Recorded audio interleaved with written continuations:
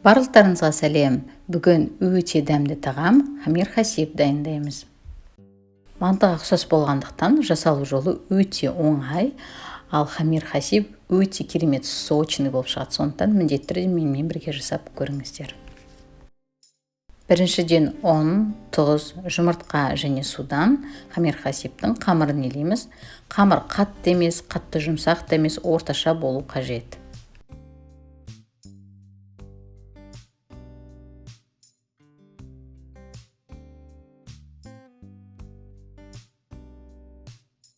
Илеп болған соң әрине салафанға салып 10-15 минутқа қойып қоямыз. Ендігіде салмасын дайындаймыз. Тартылған етке шала піскен күріш, майдалап туралған пияз және осындай приправаларды салып, менде кориандр, бұрыш, зелень және тұз және сұйық майымызды қосып, жақсылап араластырамыз.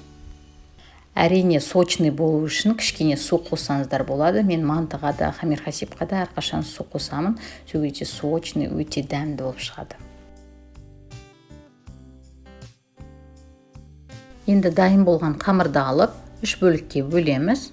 Содан соң әр бөлігін әдеттегідей осылай жайып шығамыз. Өте жұқа қылдырып жаямыз.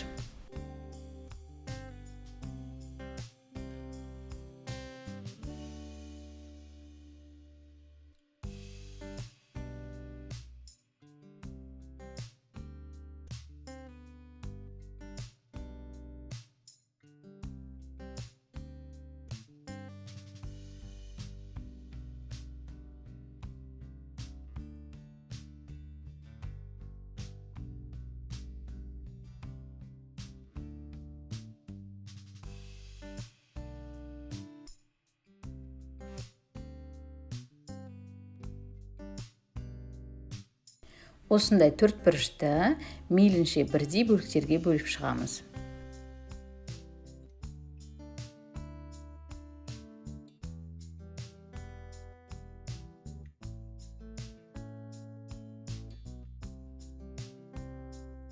Ендігіде хамир хасибтің формасын жасаймыз.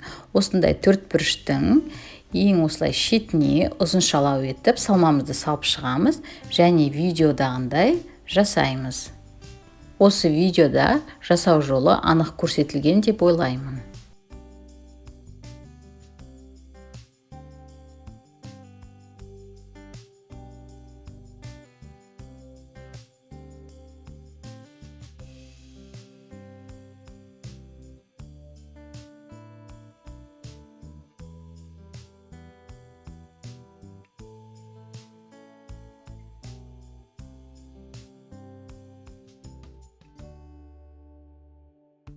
Менде осындай диаметрлі табақпен 3 табақ хамир хасиб шықты.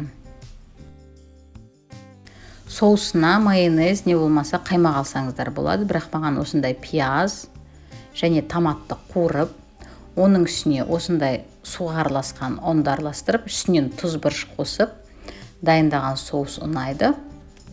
Сондықтан осындайды жасап көрулеріңізге болады. Мінекей біздің осындай өте дәмді, сочный және түрі ерекше хамир хасибіміз дайын болды. Қазір дәмін көреміз. Мінекей осындай керемет әдемі болып шықты. Әлі дәмін көрген жоқпын. Қазір біреуін алып дәмін көреміз.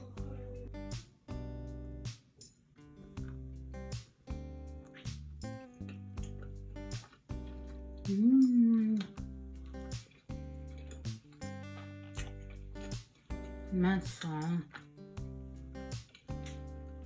Керемет. Мантыға ұқсайды. Бірақ мынау сочный прям. Мынау соус прям күшті.